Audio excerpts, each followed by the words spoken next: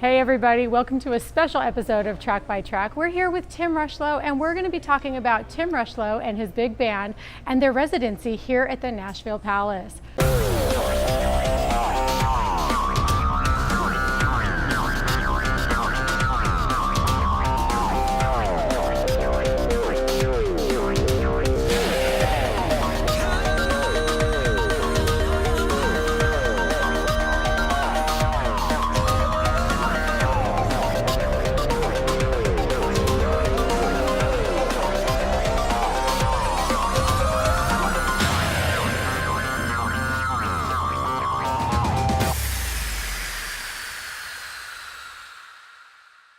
Thank you so much for joining us, Tim. I am so excited that you're here. Now, you have a very interesting concept that I think is kind of a lost art these days with the big band show. Yeah. And so I want to know what inspired you to put this show together and to do a residency here at the Nashville Palace. Wow, that's a loaded question. I'll give you my best answer I can. You know, I love the Great American Songbook. It's been something that's been in me since I was old enough to walk. My mom and my dad are both singers. My dad's kind of a crooner, and I grew up with his record collection. And the songs from his record collection and the albums, and I do mean albums as in vinyl, from his record collection were, you know, Bobby Darin, all the way over to listening to Gene Autry. I remember the Gene Autry album that had Rudolph on the front, and he's straddling the reindeer and he's giving it the wave and he's got all his fringe and stuff on. So I mean, those were real artists to me, and they were bigger than life, and they still are. So having grown up in that era, that was the soundtrack of my life. So I've always known eventually I was going to get back to doing this. I just didn't know when. Obviously, I moved to Nashville and veered left and started a band with some guys called Little Texas, and it worked. And we had a great run. I had some solo hits after that, and that was fun, and I enjoyed that. But it seemed like Nashville was changing. The landscape, all the record labels were changing or closing down. And I got tired of losing 2 record deals, 3 record deals, 4 record deals. I think I've had more record deals than Elvis. And it just happened. It was like, wow, you know what? That's a lot of work and not a lot of gravity back. So I was like, you know what? I want to do something different. So I started just touring and playing my songs by myself. I have this show called One Man, One Guitar, One Night, which is just Tim Rushlow. And in that show, I played those songs that influenced me growing up. And I noticed crowds liked those songs just as much as they liked the hit songs because they wanted the story behind it. And so from there, I came home and went, what would it be like if I could do this for real? So I used the holiday season to cut a Christmas album. We cut my classic Christmas big band record, and it really was met with some great acclaim. I mean, people were like, wow, this guy doesn't suck. He's not bad, he's authentic. And then from there, it just turned into a PBS TV special. And then my dream was to always be here at the Nashville Palace. You know, and by the way, if you're hearing dishes in the background, that's because the Nashville Palace is still working. Yes. This place is like Vegas, it never shuts down. Right. And it's going all the time. And here we are in here. So you're talking about a little boy dream, and then moving here when I was 18, and now being 90 like I am now, getting to be in Nashville, sorry, I didn't mean that. Not 90, no, half that, exactly. But to be here and to do this show as a residency in Nashville and bring something different to Nashville with the Great American Songbook attached and with a 24-piece big band is pretty much a thrill. And it's awesome, and I'm honored to be here. How's that for a long answer? I love it, and it just doesn't get any better than that. Well, thanks.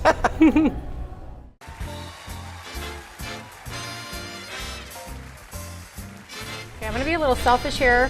My first request is that we talk about Beyond the Sea because Awesome. I love your take on that song, and it's one of my favorites. Thank you. That's a hats off. What a great compliment. Love that. Bobby Darin, obviously it's his song. Probably my favorite artist from the era. I have a lot in common with Bobby Darin. I've become friends with Dodd Darin, who's Bobby Darin's son, who actually wrote me an incredible letter and just thanked me for carrying on his father's legacy. And I've had most people that come to see the show compare me to Bobby Darin. So I have no problem with that. I'm not trying to impersonate anybody in this show. I'm trying to just do Tim's version of these classics. But Bobby Darin, without a doubt, is one of my favorite singers of all time, and he's a great entertainer. And so I watched a lot of YouTube videos of all these different greats and try to take some of the persona that I see, some of the moves that I see, and it's not just singing a song on a microphone. You know, you've got a crowd here to perform for, and they're here to eat dinner, but they're here to see a show, thus a supper club.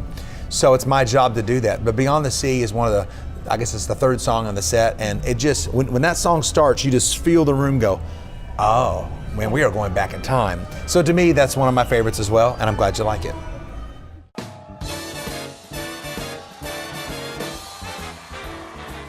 Okay, the next song that I want to talk about is, it's a fun one. It's Ain't That a Kick in the Head. And that one is one that most people know and have sung along with in movies and all kinds of fun stuff. So tell me about that. It's a great song. You know, Ain't That a Kick in the Head is currently in several commercials on television. I have a lot of people come to the show and autographs after the show. They want to say, hey, get a picture. And I get 30-year-olds coming through the line going, I got drugged to this show by my mom. How come I know these songs? Why do I know Ain't That a Kick in the Head? And I'm like, well, if you're watching television, it's on the Lincoln commercial. It's on, you know, and there's all these, That's Life by Frank Sinatra is a Kellogg's commercial as we speak. But for me, Ain't That a Kick in the Head really personifies the Great American Songbook. I mean, and Dean Martin, I mean, what an amazing voice. I can't drink like him or smoke cigarettes like him and still sound like that. And I don't know how he could do that. But that song just has got attitude all over it, and it's just a fun song to sing. And the fact that you can kind of swoon in and out of your notes and have a little swagger with that song and have some fun with it makes it one of my favorites as well. So you're batting 100.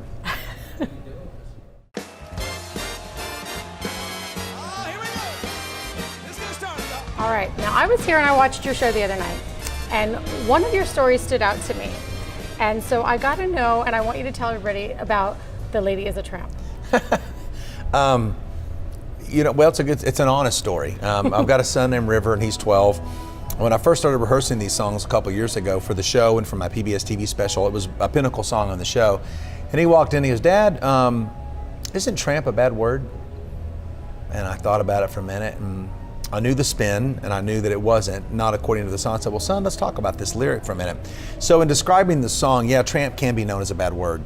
But in this particular instance, The Lady is a Tramp, what the song is evoking is just saying, you know what, this lady's not in the in crowd. She doesn't have to hang out with the ladies at the social club. She doesn't have to drink what they drink or eat what they eat or go do the social events they do. She's on her own. And so for that reason, because she's being gossiped about, she's sort of, or bullied, too, she is a tramp because she's not in the in crowd. Now for me, as someone that's never really, I've always been dancing to the beat of my own drummer. I really identify with it, and my wife identifies with it, and then I explained it like that to my son, and he goes, oh, I get it. I like it, Dad. That's my favorite song. So I always tell that story to audiences because you never know. I mean, this is a family show. Sometimes we have families with kids here, and I don't want anybody to ever think that I would do something off color, because I wouldn't. But I do love the song, and I love what it stands for. And at the same time, it has some adult swagger. So yeah. It is a great all-around song.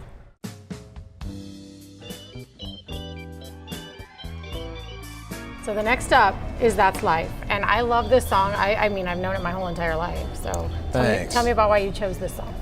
You know, That's Life, a song I've been singing since I was a kid. I got asked the other day by an interview, she said, how does it feel to finally sing these songs for the first time? And I laughed and I said, well, I've been singing these songs since I was 10 in my boxers with a comb in front of the mirror in my house.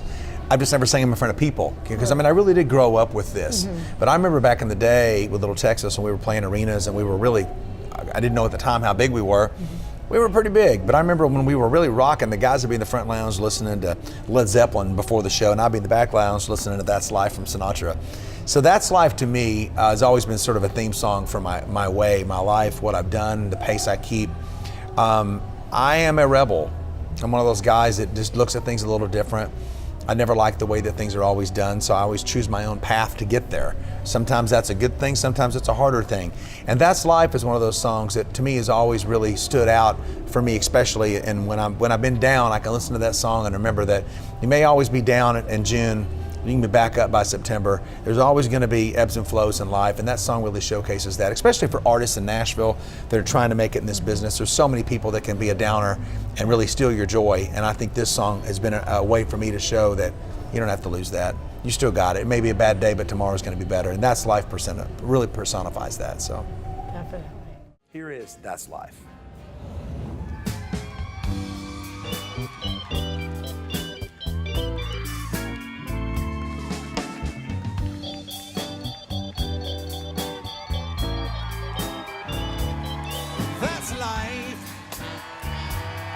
That's what all the people say. You're riding high in April, shot down in May. But I know I'm gonna change that tune when I'm back on top in June. Yeah, I said that's life. And as funny as it may seem, some people get their kicks stomping on a dream. And if I didn't let it get me down, it's 'cause this fine old world, it keeps spinning around. Now I've been a puppet, a pauper, a pirate, a poet, a pawn and a king. I've been up and down and over and out, and I know one thing. Each time I find myself laying flat on my face, I just pick myself up and get back in the race. That's life. That's life. And I can't deny it. You know, I've thought of quitting, baby, but my heart just ain't gonna buy it. And if I didn't think it was worth one single try, I'd jump right on a big bird and then I'd fly. I've been a puppet, a pauper, a poet, a pirate, a pawn and a king. I've been up and down and over and out, and I know one thing. Each time I find myself laying flat on my face, I just pick myself up and get back in the race. That's life. That's life. And I can't deny it. Many times I've thought of cutting out, but my heart just ain't gonna buy it. But if there's nothing shaking come this here July,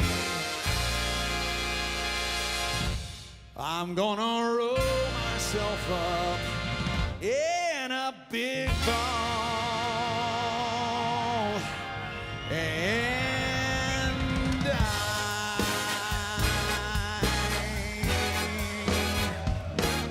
My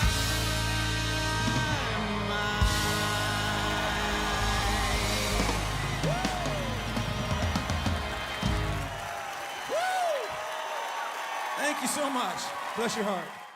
Okay, so with your residency tour here, or your residency stay here, you've done the big band show 2 different ways. You're getting ready for the Christmas show, but then you've done the regular big band stuff. So are there any songs on there that you just absolutely knew from the beginning that you wanted to do? Oh yeah, totally. You know, I mean, that's the thing. I like the emotion that the show brings to people. So for the last few weeks leading up to the holiday season, which is now right among us, right on top of us here, I'm in a position to have played the Great American Songbook, and now I get to keep some of the nuggets from that show and implement some Christmas songs to the show, to create more of a holiday classic event where people walk away going, okay, I don't feel like I got chinced here. I heard everything I wanted to come to hear. And when you've got a big band and you've got chimes and my percussion player's got his glockenspiel, as it's called, man, it just sounds like Christmas. And there is something that gets evoked when you go into I'll Be Home for Christmas and you send that out to the troops and to all the men and women that serve our country, past, present, and future. You look around the room when that song's being sung and you see people just, they're touched. They're really touched. So that's a real special moment in the show.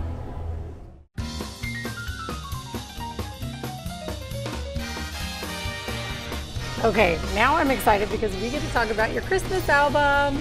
All right, good. So the first song on here is Santa Claus is Coming to Town. And that, as everybody knows, that is like a childhood classic song that we all love. It is a great one.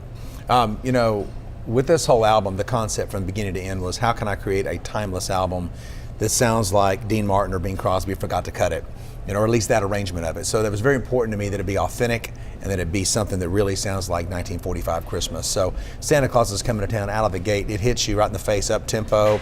It's fun. The band's smoking hot, and we played here. These guys are hot. This is the band that actually played on that album. So it's a great song. I love it. I love the eyes of kids when I sing it because they're with you. Santa Claus, oh my gosh. And I love that. You know, we're all a kid at heart. So it's a great song to kick the record off with, and it sets the tone for where we're going on the whole album. Oh, that's right. Okay, track 2 is Sleigh Ride. So I want to know, I mean, all of these songs are so much fun anyways, but what made you choose this song to put it on the album? I just love the idea, of getting with your honey and having a blanket up, and you got the horses leading it out and you're on the sleigh. It's sort of that scene from White Christmas, with Bing Crosby, and Rosemary Clooney getting in the sleigh and just taking off. I've always thought that was a romantic idea and just a really cool thing. And with this particular version of the song, we basically looked at all the versions from the 40s from all those artists and said, let's put a little snap to this and just have a little, just hear those sleigh, really go for it and just lay it out and keep the tempo up and with some energy, and it just came off really honest and really fun. Even the band, after we got done, they were like, dude, I love this song. So it's one of our faves.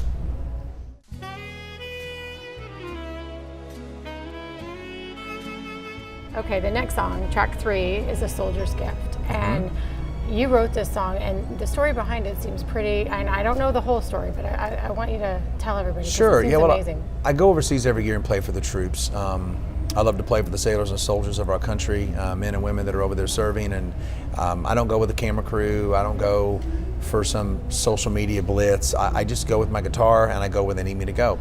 And I love to do it. It's an honor to go, and it's the least I can do. I mean, I carry a guitar, they carry a gun. I do like guns, but in this instance, I think they're better served. They're the ones that are trained with the guns, not me. So I just love what they do for my country, for my children.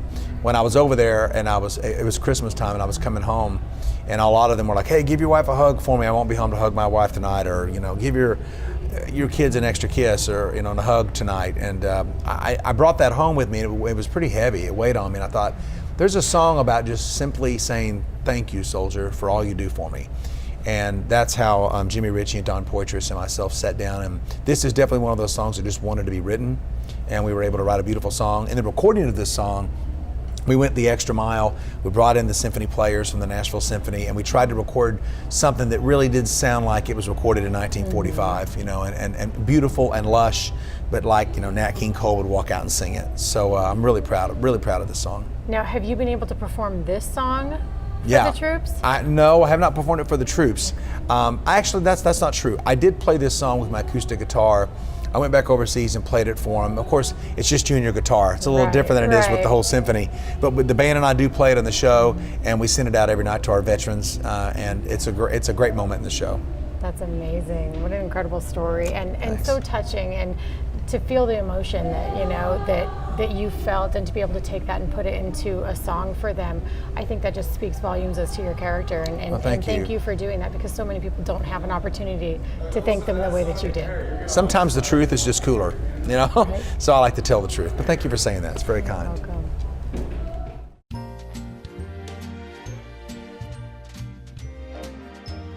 Okay, the next track is every kid's favorite, Rudolph the Red-Nosed Reindeer. What made you choose this one? I had to. I've got kids. You got to do Rudolph. It was really fun because the way we did Rudolph the Red-Nosed Reindeer was to take a little bit of the Gene Autry original version with the sleigh bells, and then we took a little bit of the Dean Martin version, which has some swagger, and combined it and kind of created our own big band version of the song. And we also added a little tempo to it just to give it some snap, And man, it just comes off really honest, and I'm really proud of it. And my kids love it. They're always singing it. Oh, yeah. And I love that they love it. No one else needs to love it. If my kids love it, I'm good to go. Dad's a winner tonight. There you go. I love the song, and hopefully other kids besides my kids do too. Well, I can attest to that because my kids love it too. So, and Good. It's a very fun version, and I think that it was a great choice for the album. And absolutely, how could you not choose that one? There's one thing I say in there too I thought was kind of funny was Dean Martin says the word Rudy. Yes. And so I decided to implement that in there, and Rudy the Red-Nosed Reindeer, and add that in there just for a little extra swagger. And I was doing it as a joke, and Jeff in the studio, one of my producers, was like, "We're keeping that, dude." And I was like, "Seriously?" He's like, "Yeah." And I was like, "Oh, let me do it again." And he goes, "No, we're keeping it." So it stayed. Good choice.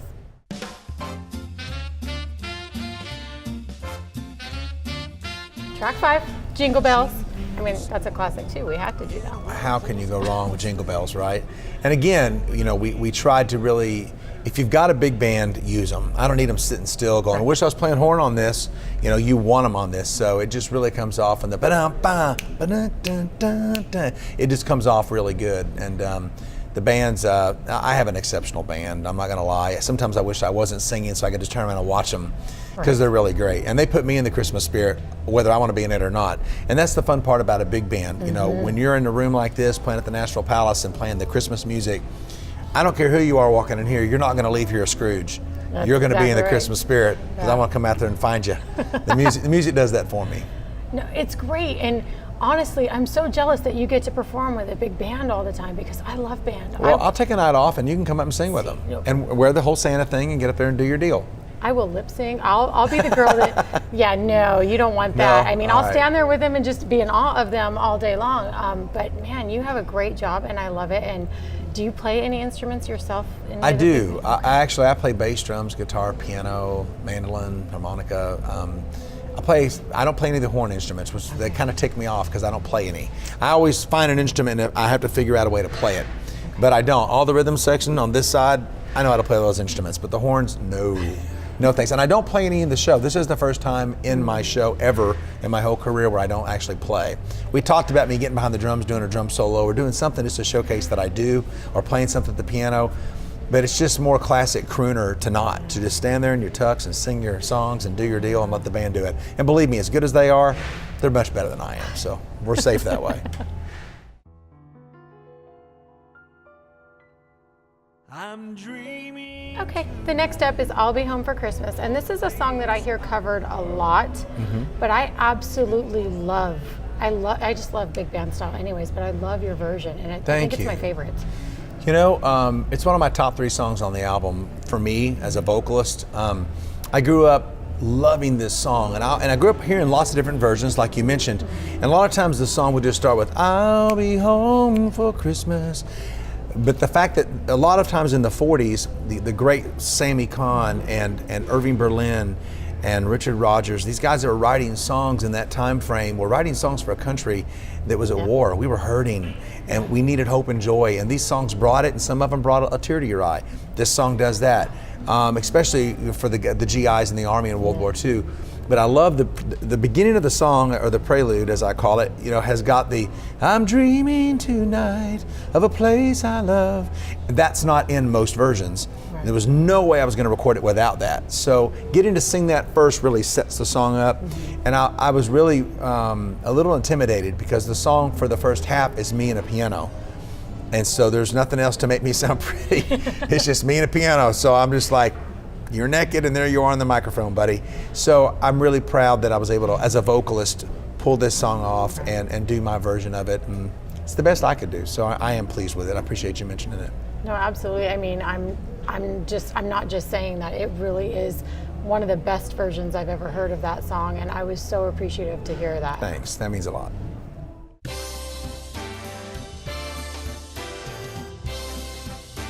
Okay, the next track you can't even say without putting a smile on your face, and it's the most wonderful time of the year, and it's true, it's coming. Tell me about this song, and was that just an obvious choice for you to put on this album as well? No, again, it's a hard song to sing. I really was motivated by Andy Williams. I mean, his version of this song is a classic. I had that album growing up that my father had, and I just love it. I love the way it's the most wonderful. It's just like, and he starts singing, and I'm not Andy Williams. That guy was a phenomenal vocalist.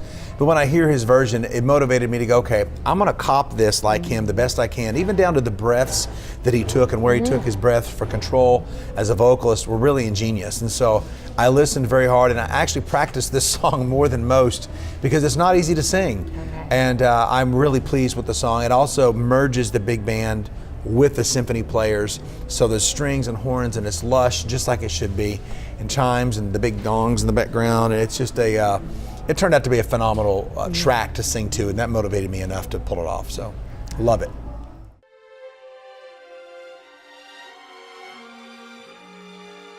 Okay, now we're at my all-time favorite Christmas song, which is "Oh Holy Night." Oh, wow. And it's for me, that's every song is hard to sing, but for that particular song, I can't ever sing along with it until I found your version, and I'm so thankful for that. So thank you. But well, this song's I'm glad beautiful. I could be karaoke for you. That's awesome. You get to sing along. You know, that's the one song on the record that I was most terrified to do, without question. It's hard. It's got a lot of range. Yeah. You're talking about a very, very serious topic, and you know the reason for the season. It's like, how do I pull this song off and make even my Jewish friends happy? How do I do that? Right. You know, and so it's really a tough song to sing, and I knew critically speaking that it was going to be one that people put a microscope on. Mm-hmm. So I was very, very fortunate. I was in really good voice that day, and we came in to sing it. I laid down a vocal track with the symphony in the room at the same time that we recorded the song. Okay. that gave me the extra motivation, looking out there and seeing all the bows going and everybody was doing their thing, and it was just like, whoa. And I remember it feeling like a really pinnacle moment for me, that if it all stopped now, I at least got to do this, you know, with an orchestra. It was an amazing opportunity, and I really am thankful for the song, and I appreciate your compliments. It's not an easy song to pull off. And I really am. I tried to, and I also pieced together different versions that I love in my pronunciation, in the way that I sang it. I'm kind of really anal about making sure that it's perfect in all spots. So for me, this song couldn't sound like a country singer trying to do a song that is, you know, a Christian anthem or a Christmas anthem. I needed it to be choral, but not fuddy-duddy. You know, and so that's what I tried to do. So thank you. Well, you executed it perfectly, and like I said, it's my all-time favorite Christmas song, and I think it's my all-time favorite just on your album as well. I absolutely love it, and you did an amazing job. Means a lot. You need a sales job. Sales job. Christmas colors are made for lovers. Okay, the next track is one that you wrote, and it's What Do I Do With the Blue? What was the inspiration behind this song? Oh gosh, it was pretty simple. Jimmy Ritchie and Don Poitras and myself, the same guys that I wrote A Soldier's Gift with, we sat down and we wanted to write something that had some swagger. We wanted something that sounded like, you know, Dean Martin forgot to record it. Okay. Something that was cool. And we really just sat down, and I had the idea, what do I do with the blue? And we were kind of concerned, okay, is this going to be too much like Blue Christmas? But we quickly realized that it's not. You know, the lyrics in the song talking about the colors of Christmas, all these different colors of Christmas, some gold and silver and green and red and all the, you know, from the snow to the park and just all the different stuff. But what do I do with this blue I'm feeling? How do I handle that? You know, I thought it was a pretty clever lyric, and then getting to add some Dean Martin swagger to the vocal and actually kind of slur the words a little bit and, you know, add some swagger to it. Really was a fun time. We actually kept one of the first vocals I sang on it because it just came off great. And then one of the last things we added was, we're like, man, it needs something. Is it saxophone? And Jimmy said, no, we need a clarinet. So we brought in a clarinet player, and he did a great job. And that was Sam, that plays in the band here and plays sax. And he came in and played clarinet on it, and that was like the finishing touch. So it's perfect. We love it.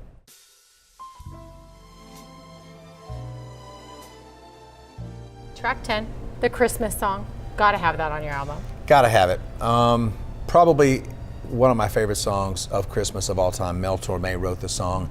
There was a funny story I'd heard, I'm not sure the accuracy of it, but I think it's close, that Mel Torme was on the beach in Miami Beach, and he got a call from his publisher going, hey, Mel, we need a Christmas song. And he's like, I'm Jewish. He's like, I don't care, write a Christmas song. He's like, why? And he's like, you'll make money. He's like, okay, I'll do it. So he sat down at the beach and, you know, chestnuts roasting on an open fire, to sit there and write that at Miami Beach in the early 50s, and then turn around and see that all these years later, that is the quintessential Christmas track. It's so much fun. I got to tell you, the Nat King Cole version of this song is probably one of the finest vocals I've ever heard. You know, they didn't have Pro Tools or tuning. You just went in and you sang it with the orchestra, and that was it. And Nat King Cole was a wizard. He was a vocal, and he was a tactician. He could go in and just sing great. And the way he did this song was sort of the template I used to go with. I'm no Nat King Cole, but I tried my best to do it justice and do it the way that, you know, at least Tim Rushlow could do it. I just talked in third person. That was kind of like Garth does. Yes. Just, it's pretty cool. I do it too. Yeah. Oh, there's no place like home. Okay, we're nearing the end, but right now we're at Home for the Holidays. Home for the Holidays. Again, I got to give Andy Williams some props. You know, but there's no place like home for the holidays. It's like, you can't mess that up. No. He sings the heck out of that song. Again, it's on the album I own, and just a fine vocalist, an incredible crooner. Probably didn't get everything he deserved and credit either, I might add. Yeah. I know he had a theater in Branson and did a lot of great things in this world, but he is one of the finest singers of Christmas crooning that I've ever heard, or of any crooning for that matter. I love this song, and I didn't realize what a big fan the troops were of this song. I was overseas and playing this song, and of course, one would think Home for the Holidays. Right. They love it, and it was kind of had some snap to it, and they love to sing along to it. So I had to sing this song every day I was over there, and I have fond memories of singing this with the troops, and I hope they're all home for Christmas this year. So. Oh, we hope so too. Yeah.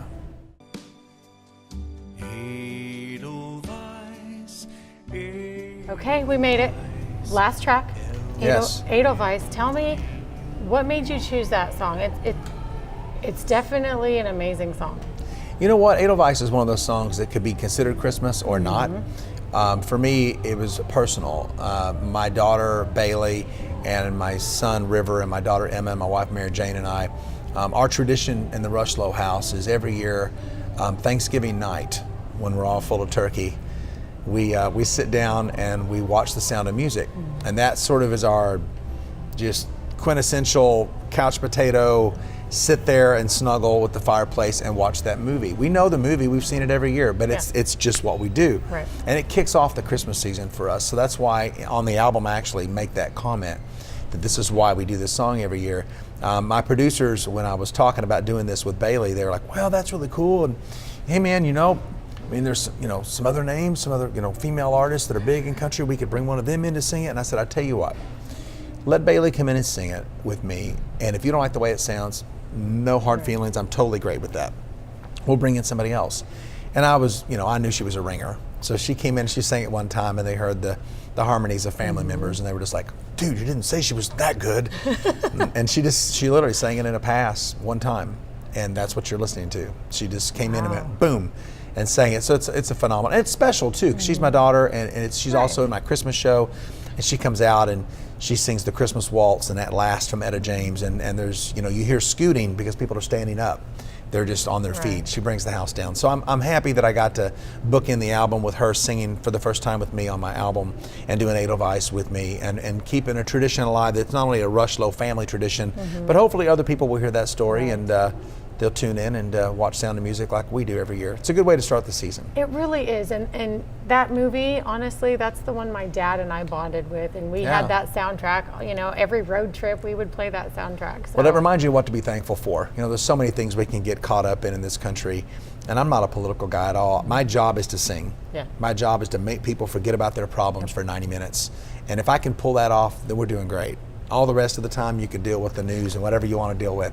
But while you're here at my show or you're listening to that album, I want people to forget about their worries and just enjoy great music, because that's what music does. It's powerful, especially Christmas. So thanks for having me. No, thank you. You better watch out. You better not cry. Better not pout. Okay, now that we've talked about your entire album, I want to know what the entire process was for you creating all of this, and have there been any moments, any memorable moments that just stand out to you throughout the process of putting this show together and this CD? Absolutely. It really goes back to being a little boy, being a little 6-year-old kid and knowing these songs were special. I don't know how in the heck I knew at 6 years old they were special. I just knew I couldn't quit listening to them. And so as I got older, like I said, I always knew I would come back to this. I just didn't know when. And there never really seemed like a convenient time. And quite frankly, when I recorded the Christmas album to enter into the big band world, into the jazz scene, it wasn't convenient then either. There's really no way to say this is convenient or that it's not costly financially and of my time. It's all the above. Right. But I feel like it's what I'm supposed to do. It's my calling. I feel like there's, we've got some incredible crooners that have walked this earth that have left an amazing mark, from Sinatra and Bobby Darin and Dean Martin and Sammy Davis Jr. and Andy Williams and Perry Como. I could go on forever. And Tony Bennett. I was just going to say who by the way, wrecked me. I saw his show here 2 years ago at Tennessee Performing Arts Center. And I just couldn't quit having this. I wasn't crying, but I had this tear just kind of dripping down my eye, and I kept going, kind of trying not to let that be seen. And it was because I knew I was watching the last of the greats. And I thought, well, what happens when Tony's not here? And who's going to carry this on and sing these songs with a band the way that they were written, not just by the piano bar, but the way they were written. So for me, that's the reason why I chose to do it. The memories that I have, there's too many to go into all of them, but along the way, there's just been little nudges where I call them God winks, where I just kind of knew this is the right thing, and this feels good. There have been audiences I've been in front of with the big band, from playing the Lincoln Memorial in Washington, D.C., to playing music halls and performing arts centers around the country that I never thought I would get the chance to perform at or in front of crowds like that. And it's been amazing. So I know I'm on the right path. And it's exciting to see what's going to happen with the future. I kind of found my own lane. I'm just going to stay in it, You know, I will say too, I love country music. I grew up on it. I love my past. I love all the success I've had and the mark I've been able to make with Little Texas and as a solo artist. I still play a couple of those songs in my show. We just worked up a big band version of God Bless Texas, which is pretty fun. Ooh. And that's a new encore thing we're going to slide in the show. And I still love what might have been. The guys were great songwriters and they were great to be in a band with. So I'm honored I got to do that. But this is definitely the next 25 years of my life, just to clarify that, because it's I get asked that a lot, and I always want to make sure people know, love my past, never walk away from those songs and the effect they've had on people. But going forward, I want to pull some of that with me, but I really want to get into the Great American Songbook and keep it alive. Hey everybody, thanks so much for tuning into our very special episode of Track by Track featuring Tim Rushlow and his big band. And if you haven't gotten a copy of his CD or his DVD yet, you need to go get yourself a copy now. And don't forget, his brand new Christmas show is starting here at the Nashville Palace on December 1st, and it's going to be running through Christmas Eve. So ring in the new year with Tim Rushlow and his big band. Until next time, guys, we'll see you soon.